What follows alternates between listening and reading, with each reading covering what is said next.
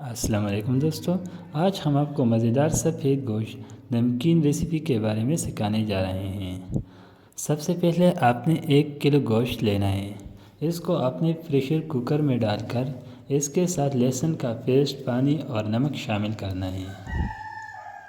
जब ये अच्छी तरह गिल जाए तो फिर इसको आपने निकालना है। दूसरे बर्तन में आपने घी या ऑयल, बारीक पिसा हुआ प्याज और इसके साथ अदरक लहसुन का पेस्ट, नमक, इसको आपने शामिल कर लेना है। थोड़ा सा इसमें आपने इसी गोश्त का यखनी डाल देना है। फिर इसी गोश्त को आपने इसी में डाल देना है। थोड़ा सा पानी और भी डाल दीजिए। जब ये अच्छी तरह पक जाए तो इसके बाद आपने क्या करना है, इसमें थोड़ा सा दही शामिल कर देना है। अगर दही ना हो तो ज़रूरत भी नहीं है। जब ये अच्छी तरह पक जाए तो इसके बाद आपने इसमें मतलब इसमें सब्ज़ मिर्ची और लेमन शामिल कर देना है। तो ये बन गई आपकी रेसिपी। तो दोस्तों, चैनल को सब्सक्राइब करें मज़ीद इस तरह वीडियोस के लिए। शुक्रिया।